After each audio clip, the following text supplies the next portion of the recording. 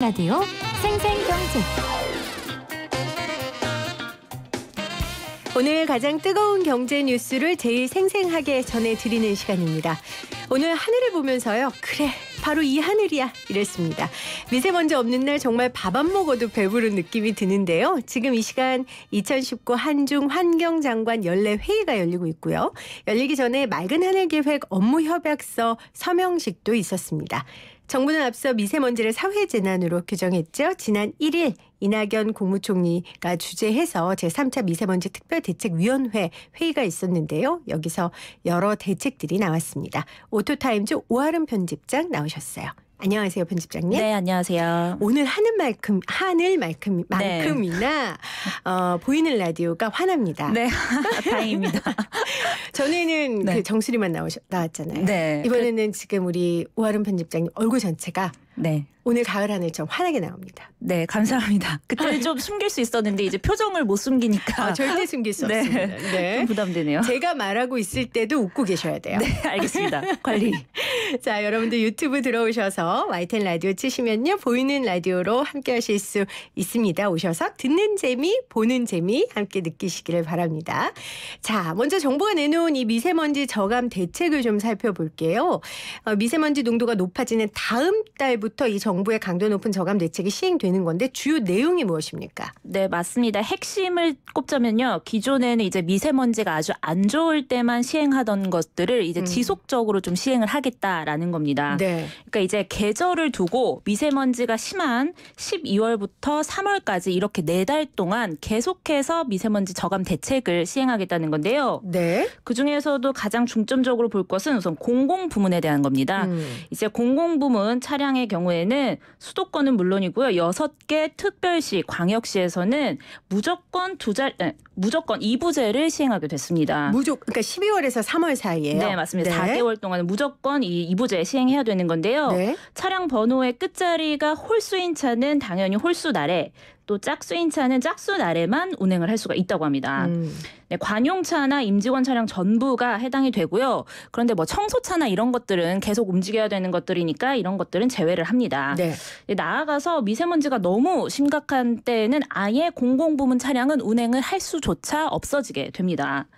또 기존의 미세먼지 농도가 높은 날에는 이 서울 사대문 안에서는 이 배출가스 5등급의 경우에는 운행을 할 수가 없었어요. 네. 그런데 이게 이제 4대문 밖으로 나가서 수도권 전역으로 확대가 됩니다. 그러니까 예를 들면 이제 5등급 차종의 경우에는 이제 수도권에서 아예 운행을 할 수가 없다라고 보시면 되겠습니다. 네. 네, 그리고 이게 만약 위반하시면 과태료 10만 원에 처하게 됩니다. 네, 그러니까 공공부문에서는 평소에도 12월에서 3월 이 넉 달 동안은 2부제, 네. 너무 심하면 아예 차량을 가지고 운행할 수 없고요. 네. 그리고 5등급 개인의 차량인 거죠. 네, 배출가스 맞습니다. 5등급 차량은 예전에는 사대문 안에서만 운행 제한이 됐는데 네. 이제 사대문 밖에서도 운행 제한이 된다라는 말씀이세요. 이 미세먼지 저감 대책이 나올 때마다 네. 매번 우리 소위 그런 말 있잖아. 한 놈만 팬다고. 매번 자동차만 맞는 느낌이에요. 네, 맞아요. 네, 저도 이럴 때만 좀 애물단지가 된 느낌이에요. 자동차라는 게. 근데 제가 곰곰이 좀 생각을 해보니까 사실 이 미세먼지가 어디서 가장 많이 나오냐라고 봤을 때 그게 자동차는 아니거든요. 네. 네, 저희가 소위 말하는 이제 굴뚝산업이라고 하는 그곳에서 이제 산업 현장에서 가장 많이 나오게 되는데요. 사실 이제 제조를 하거나 이런 것들은 이제 뭐 줄일 수가 없잖아요. 저희 그렇죠. 경제를 책임지고 있는 것들이기 때문에. 그러니까 이런 산업 현장을 줄여라라고는 말을 못하고 그래도 이제 국민 개개인에서 좀 나눠서 몫을 질 수 있는 이 자동차를 조금씩 줄여라라고 얘기하는 것 같습니다. 그러니까 개인의 판단과 개인의 의지로 금방 실천할 수 네. 있는 게 자동차다 보니까 아무래도 대책에 있어서 늘 다 자동차가 주요한 것 같아요. 실제로 미세먼지 원인의 자동차가 차지하는 비중이 얼마나 돼요? 아까 뭐 다른 굴뚝 이런 데에 비해서 네. 크진 않다고 크지는 하셨지만. 않습니다. 네. 네. 전체에서 보면은 수송 부문이라고 저희가 분류를 하는데요. 이 바퀴 달린 자동차가 한 20%에서 30% 정도 내외라고 보시면 되겠습니다. 이게 적지는 않은데 그래도 이제 굴뚝 산업에 비해서는 적다. 상대적으로 좀 적다. 이렇게 볼 수가 있겠는데 그중에서도 사실 경유차가 90% 이상을 차지하고 있습니다. 그러니까 계속 휘발유차 대신에 경유차 이렇게 미세먼지 하면 얘기가 나오는 건데요. 경유차 중에서도 일반적으로 세단이나 RV의 경우에는 좀 적고요. 네. 저희가 많이 볼 수 있는 1톤 트럭 같은 거 이제 경유 화물차가 가장 높고 경유 화물차가 한 60% 정도를 또 차지한다. 이렇게 보시면 되겠습니다. 근데 화물차 운전하시는 분들 얼마나 고되고 네. 노동의 강도도 센지 제가 알기 때문에 맞습니다. 안 그래도 힘들게 일하시는데 이렇게 미세먼지 주범이라고 찍히면 얼마나 마음이 불편하시겠어요. 그렇죠? 네, 이런 건 이제 줄인다고 줄일 수가 없는 거기 때문에 그러게요. 생계하고 연관이 되기 때문에 좀 그렇습니다. 그 이야기 저희가 조금 뒤에 자세히 나눠보도록 하고요. 네. 그렇다면은 이번 정부가 이 노후 경유차와 관련된 여러 정책들을 지금 시행하고 있어요. 네. 매연 저감 장치 부착을 지원한다든지 아니면 조기 폐차를 위해 보조금을 준다든지 이게 효과가 좀 있었습니까? 네, 실제로 환경부가 추가 예산까지 해가지고 이제 한 7천억 원 정도를 들였고요. 네. 신청자가 꽤 많다고 합니다. 그러다 보니까 당초에는 17만 대 정도 지원을 하려다가 이번에 52만 대까지 한 3배 정도 대상을 늘렸습니다. 이게 매연 저감 장치는 디젤에서 발생하는 그을음 같은 거를 좀 모았다가 이렇게 열기로 태워서 배출을 하는 그런 장치인데요. 한 80% 정도 좀 저감되는 효과는 확실히 있다고 합니다. 네. 네, 그런데 일부에서는 좀 이런 저감 장치를 달게 되면은 출력에서 조금 손실이 있다. 그러니까 성능에서 약간 손실이 있다. 뭐 이런 반응도 있어서 안 달려고 하시는 분들도 좀 간혹 그렇겠죠. 있다고 하고요. 또 조기 폐차의 경우에는 폐차할 때 일정의 보조금을 조금 주는 건데요. 이게 폐차하고 다시 경유차를 옮겨가시는 분들이 꽤 많습니다. 네, 그러다 보니까 이제 노후 경유차를 폐차를 폐차하고. 했는데 새 경유차가 생기는 꼴이 네. 되는 거예요. 근데 이게 또 10년, 15년 되면은 얘도 다시 또 다시 노후 노후 경유차가 되니까 그럼 그때 또 보조금 줘야 되는 거 아니냐. 그럼 차라리 이제 경유차를 경유차로 못 바꾸게 우리가 뭐 LPG나 좀 친환경차로 바꿀 수 있도록 좀 보조를 해주면 경유차의 수요가 넘어가지 않겠냐 해서 실제로 1톤 화물차 같은 경우에는 LPG로 갈아타시면 거기에 또 한 번 이제 지원금을 주고 있습니다. 네. 그리고 또 하나는 아까 말씀하신 것처럼 노후 경유차를 없애고 경유차를 사는 사람들이 있어서 이건 그럼 그냥 경유차는 아닌가요? 노후 경유차 취득세 부담만 2배로 올리는 거예요? 네, 맞습니다. 이걸 경우에는 노후 경유차의 경우를 말씀드리는 건데요. 네. 노후 경유차는 지금에서 이제 한 4%에서 7% 정도 세금을 물리고 있는데 취득세의 경우에요. 네. 그런데 이거를 이제 8에서 14%로 올리겠다는 얘기입니다. 그러니까 중고차 거래할 때 취득세 다시 내게 되니까 이제 중고차 거래를 거의 막겠다. 뭐 이런 말씀이라고 보시면 되겠습니다. 이 취득세는 말 그대로 이제 취득하는 과정에서 내는 거니까 자동차 외에 뭐 부동산이나 항공, 뭐 선박에도 다 붙는 거거든요. 그러니까 취득세 부담을 2배로 늘린다는 거는 노후 경유차를 중고로라도 이제 좀 거래를 하지 말아라. 뭐 이런 의도라고 볼 수 있겠습니다. 노후 경유차라고 하면 구체적으로 출시된 지 얼마 된 차를 말하는 거예요? 네, 한 15년 정도 된 것들이고요. 따라서 대부분 2005년 이전에 등록된 경유차를 의미를 합니다. 이건 시기에 따라서 연도가 이제 당연히 앞당겨질 수밖에 없는데요. 예를 들면은 이제 한 10년 후에는 2015년 이전에 등록된 게 이제 노후 경유차가 되겠죠. 네. 네. 자, 오늘 YTN 라디오 생생경제 미세먼지로 흐린 하늘 노후 경유차로 줄일 수 있을까 이 대책에 관한 이야기 오토타임즈 오아름 편집장과 나누고 있습니다. 조금 더 노후 경유차 가지고 있는 분들에게 정보를 좀 구체적으로 드리고 싶어요. 구체적으로 취득세, 자동차세가 얼마나 더 늘어나는 겁니까? 계산을 좀 해주세요. 계산 방법을 좀 알려주세요. 네, 취득세는 2배 늘어난다고 말씀드렸는데요. 그렇게 되면은 이제 200만 원짜리 중고차를 사셨다라고 봤을 때 2005년식의 산타페의 경우에는 취득세가 지금 7% 적용하면 14만 원 내시면 되는데 14% 적용하게 되면 28만 원으로 2배 딱 늘어나게 되는 겁니다. 네. 그런데 우리나라에서 지금 2007년 이전에 등록된 노후 경유차가 매년 한 25만 대라고 보이거든요. 그렇게 되면 이제 나라에서는 세수를 한 300억 원 정도 더 거둘 수 있는 볼륨이라고 합니다. 네. 또 자동차세의 경우에는 이거는 보유하는 단계에서 내는 세금이라고 볼 수가 있겠는데요. 자동차세는 차량, 그러니까 자동차의 나이가 증가를 할수록 조금씩 줄어드는 구조입니다.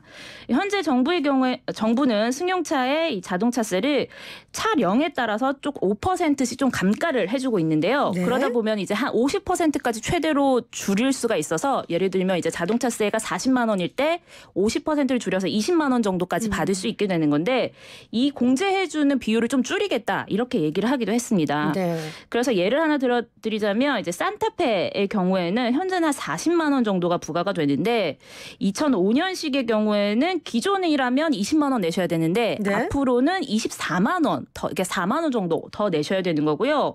이제 공제율이 완전 0%가 되는 게 이제 19년 차를 보유한 지 19년 정도 됐을 때는 공제율이 아예 0%가 되는데 그때는 이제 40만 원 모두 이제 내셔야 되는 거니까 연령에 따라서 조금씩 달라진다고 보시면 되겠습니다. 네, 본인의 차가 이 노후 경유차에 해당되는 것 같으신 분들은 조금 더 자세히 계산기를 두드려 보셔서 경제적인 판단을 하셔야 될 것 같고요.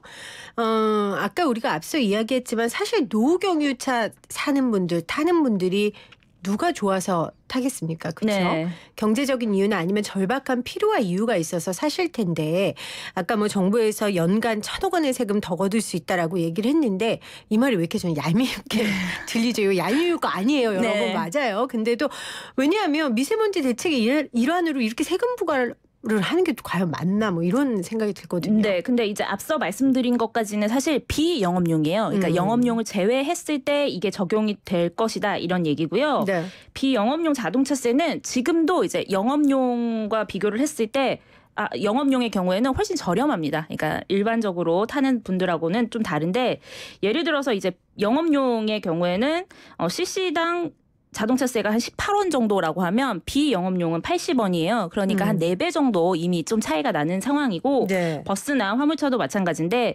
이미 좀 영업용 자동차에는 많은 혜택을 좀 주고 있기 때문에 어느 정도는 좀 감내해야 하는 수준이라고 네. 보는 것 같고 근데 아직 좀 세부적인 사안이 나온 게 아니기 때문에 분명히 영업용에 대해서도 뭔가 관련한 지원이 있겠군요. 예외 사항이 있을 것이라고 네. 보입니다. 지금 8487님이 공무원들 출퇴근도 해당되는 건가요 하셨는데 아까 12월부터 3월까지 네. 그 얘기하는 건데 당연히 네, 맞습니다. 공무원들은 더 모범을 보여서 네, 당연히 네, 맞습니다. 그러니까 네. 이게 근데 임직원 차량이 모두 해당이 된다고 했어요. 그러니까 아마 공무원들은 다 해당되실 것 같아요. 네. 저는 요즘에 차를 두고 다녀요. 그래서 네, 좀 걸어야겠다라는 생각도 했고요. 이게 또 하다 보니까 되더라고요. 그리고 마음가짐을 내가 운동해야지 혹은 맑은 공기를 위해 내가 이 작은 노력이라도 하나 해야지 하면 그렇게 힘들지 않더라고요. 네, 좀 긍정적으로 생각하면 이제 모두가 합심을 한다. 약간 이렇게 생각하시면 좋을 것 같아요. 그리고 또 하나는 우리 아이들이 살 세상인데 네. 우리 아이 두 놈 맑은 공기 줘야지 이렇게 생각하니까 이게 되더라고요. 그래서 조금 국민들의 의식 변화라든지 실행 능력이 굉장히 이번 대책의 성과를 좌우할 것 같습니다. 하지만 앞서 우리 편집장님과 이야기 나눈 대로 생계가 걸린 분들에 대한 대책과 대안은 정부에서 좀 친절하게 자세히 세워주시기를 다시 한번 부탁드립니다. 이 외국은 환경 문제 때문에 경유차를 친환경 자동차 쪽으로 유도할 때 좀 어떤 정책들을 씁니까? 네, 우선 이제 좀 반강제적인 경우도 좀 있는데요. 2025년이나 2030년까지 아예 경유차의 진입을 막겠다 이렇게 공포를 한 데도 있고요. 네.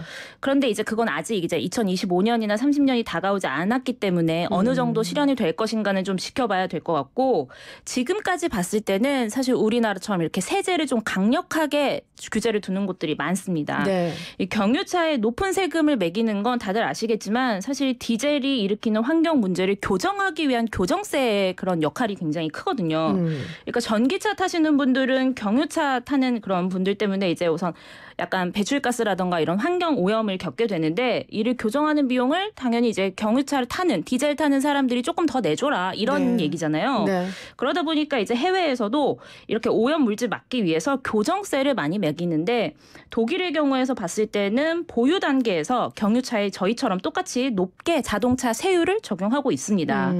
근데 이때의 경우에는 경유차도 당연히 등급이 있어서 등급별로 조금 다 매기게 되는 게 저희랑 좀 차이가 있다 이렇게 네. 볼 수가 있겠고요. 프랑스나 벨기에, 노르웨이 등을 보면 사실 경유차가 내뿜는 배출가스뿐만 아니라 가솔린차가 내뿜는 이산화탄소도 문제다 이런 얘기도 많이 나와요. 아무래도 네. 지구 온난화와 연결이 되기 때문에 그래서 이제 유종에 상관없이 환경에 불이익을 주는 것들에 대해서 좀 공평하게 과세를 해야 된다 이런 얘기도 많이 나오고요. 아, 유종에 상관없이 네. 중요한 말이네요. 그렇죠. 굳이 이제 경유차가 나쁘다, 뭐 휘발유가 나쁘다 이렇게 나누는 게 이분법적으로 나누는 게 아니라 차종별로 어떤 차에 따라서 뭐 어떤 게 배출가스를 많이 배출할 수도 있고 이산화탄소를 많이 배출할 수도 있는 거기 때문에 차종의 등급을 나눠서 세금을 매기는 게 낫겠다 이런 얘기들도 나옵니다. 네. 지금 보이는 라디오 창에 조철호님께서 경유값을 올려서 소비를 줄여야죠라고 말씀하시겠어요. 네. 아까 그게 말씀한 징벌적 약간의 세금. 네, 맞습니다. 그렇게 되면 이제 기름값을 올리자는 건데 사실 그러다 보면 아까 말씀하신 것처럼 서민들. 네, 서민들의 더 오래 많이 타시는 분들의 좀 부담이 있을 수가 있기 때문에 그거는 네, 아직까지 시행되지 않고 있습니다. 네. YTN 라디오 생생경제 오늘 생생 인터뷰 오토타임즈 오아름 편집장과 함께 나눠봤습니다. 아, 그리고 편집장님, 서울시가 8일하고 9일 다음 주, 이번 주 주말이죠? 네, 이번 주 주말입니다. 상암동에서 자율주행차 운행한다고 하는데 네. 저도 우리 교통캐스터님께서 어제 제가 근무였거든요. 네. 저보고 다음 주에 아이들 데리고 꼭 와보라고. 네. 진짜 요 앞에서 운전자 없이 막 네. 자동차가 간다는 거예요. 맞아요? 네, 좀 맞습니다. 안내 좀 해주세요. 네, 직접 타보실 수도 있다고 하니까 신청을 무서워요. 해보시면 근데 돼요. 믿어야 되겠죠? 네, 믿음을 가지고 이제 타셔야 돼요. 보험 다 네. 될 겁니다. 네, 자율주행차로 이제 장애물도 뭐 피하고 네. 면허 코스도 한번 주행해보고 뭐 이런 것들이 열린다고 하고요. 네. 다 무료로 이용하실 수 있다고 하니까 한번 미리 예약하신 다음에 타 보시면 아 자율주행차가 이제 정말 어느 정도까지 왔구나라는 걸 직접 좀 체감해 보실 수 있을 것 같아요. 근데 우리가 어제 근무하면서 밥 먹으면서 그 얘기했거든요. 근데 다들 너무 무섭다고. 네, 아직까지. 네가 타봐라. 여러분, 제가 타보겠습니다.